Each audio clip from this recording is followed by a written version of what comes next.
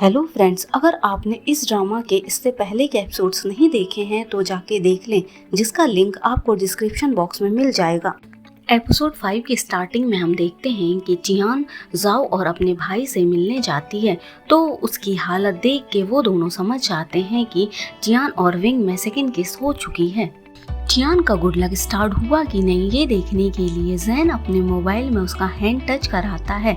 उसे गेम में orange card मिलता है, ये एक रेयर कार्ड है। तो जाओ खुश हो जाती है और कहती है दोबारा किस करने की वजह से जियान का गुड लक स्टार्ट हो गया है। तभी जियान को एक होम एजेंट का फोन आता है और कहता है उसके रहने के लिए घर मिल गया है और अब जियान को भी लगता है कि उसका गुड लक शुरू हो चुका है। काफी टाइम हो गया था। विंग हॉस्टल रूम में जियान का वेट कर रहा था। थोड़ी ही देर में जियान रूम में आ जाती है। जियान को आता देख विंग सोने का नाटक करता है। जियान पास में जाकर देखती है तो विंग उठ जाता है और कहता है तुमने मेरी नींद खराब कर दी।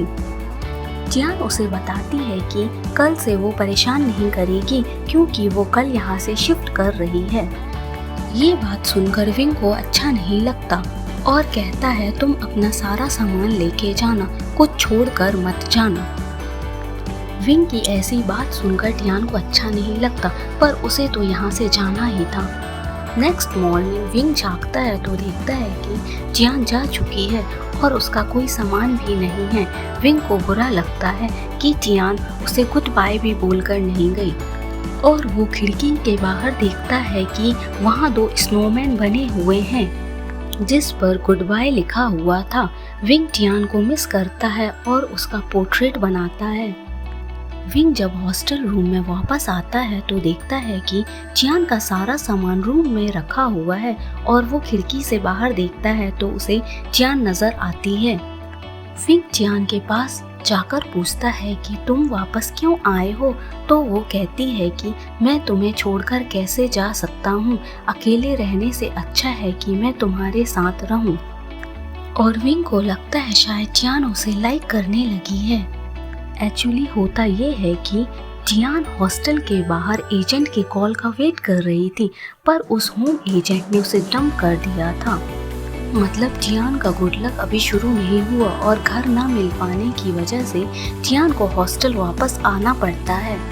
नेक्स्ट सीन में कोच माँ सभी प्लेयर्स को रिटेन कल्चरल एग्जाम के बारे में बताती है। इस एग्जाम में हर साल फिगर स्केट की टीम टॉप करती है और कोच माँ चाहती हैं कि इस बार उनकी टीम टॉप करे और वो सभी को बेस्ट देने को कहती हैं और किसी ने भी अच्छा नहीं किया तो उसे एक्सपेल कर दिया जाएगा। सभी सोच रहे हैं कि एग्जाम को कैसे टैकल किया जाए। तभी जियान को पता चलता है कि फिगर स्केटिंग की लड़कियां इसलिए टॉप करती हैं क्योंकि उनके पास एक बुक है जिसमें सारा इम्पोर्टेंट सिलेबस है जो एग्जाम में आने वाला होता है। और सब सोचते हैं कि ये बुक उनसे कैसे लें। सभी लोग विंग को देखते हैं क्योंकि मेंगना विंग की दोस्त है, पर विंग मना करता है। सबके कहने पर वो मान जाता है। मेंगना बुक देने की पूरी कोशिश करती है पर उसकी टीम की लड़कियां उसे ऐसा करने नहीं देती।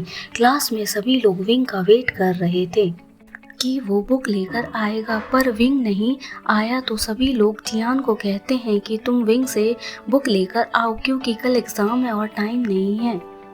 जियान विंग से मिलने जा ही रही थी कि वो नोटिस करती है कि आइस रिंग पर कोई लड़की फिगर स्केटिंग कर रही है। इस लड़की का नाम मियान है।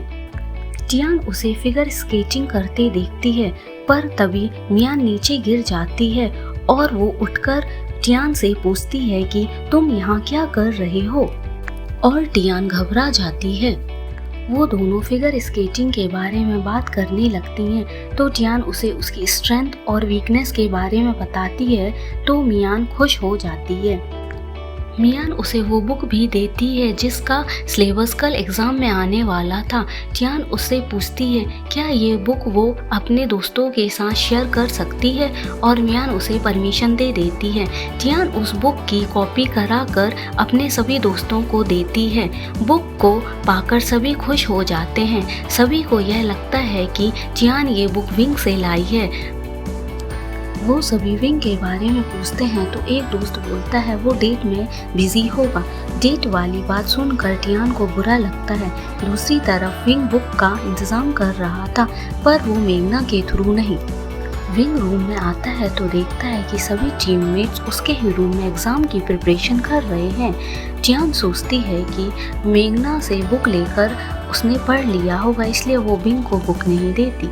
नेक्स्ट डे मेघना टियान से एग्ज़ाम हॉल के बाहर मिलती है और वो उसे बताती है कि उसने विंग को कोई बुक नहीं दी। तो टियान को टेंशन होती है कि विंग ने प्रिपरेशन कैसे किया होगा। एग्ज़ाम स्टार्ट होता है तो विंग अपना एग्ज़ाम जल्दी कंप्लीट करता है। टियान को लगता है कि विंग ने खाली पेपर छोड़ दिया, तो वो उसकी हेल्प करने के लिए एक पेपर पर आंसर लिखकर उसकी तरफ फेंकती है। विंग उसे देखता है और उठाकर अपनी पॉकेट में रख लेता है। टियान दोबारा पेपर पर आंसर लिखकर उसकी तरफ फेंकती है। कोच माँ देख लेती हैं, पूछती है ये किसका काम है। विंग कहता है ये उसकी गलती है। कोच माँ उसे ऑफिस में बुलाती हैं। कोच माँ विंग से पूछ ही रही थी कि सच क्या है, तभी टियान वहाँ आ जाती है और वो अपनी गलती एक्सेप्ट करती है। तो कोच माँ टियान को बताती हैं कि अगर टियान ऐसा नहीं करती तो विंग क्लास में टॉप करता। पर टियान हैरान हो जाती है क्योंकि विंग के पास तो कोई बुक भी नहीं थी, तो उसने पढ़ाई कैसे किया। पर टियान भूल ही गई थी कि वो तो विंग है। कोचमा इन दोनों के मार्क्स नील कर देती हैं और उन दोनों को पनिशमेंट के तौर पर पूरे सेमेस्टर आइस रिंग साफ करने का काम देती हैं। ऑफिस से आने के बाद टियान विंग को सॉरी बोलती है और विंग उससे बोलता है अगर वो उसे ट्रीट देगी तो वो उसकी सॉरी एक्सेप्ट कर लेगा। टियान बोलती है ओके और वो खुश हो जाती है। नेक्स्ट सीन में मिनजुन विंग की चीटिंग वाली कंप्लेन के लिए टीचर से मिलने आया था, तो उसकी मुलाकात कोचमा और कोची से होती है। मिनजुन कोचमा से विंग की चीटिंग वाली बात के लिए सॉरी बोलता है। ये दोनों बात ही कर रहे थे कि कोच जी बोलती हैं कुछ नहीं होता और वो मिनजुन से फ्लर्ट करने लगती हैं और ये दोनों अपने नंबर एक्सचेंज करते हैं। कोचमा को ये सब बहुत अजीब लगता है। इधर विंग और टियान अपनी पनिशमेंट को पूरा करने के लिए आइस रिंग में आते हैं। वो सफाई का काम तो करते हैं पर उससे ज़्यादा वो दोनों इस काम को एंजॉय भी करते हैं। और इसी के साथ आज का हमारा एपिसोड यहीं ख़त्म होता है।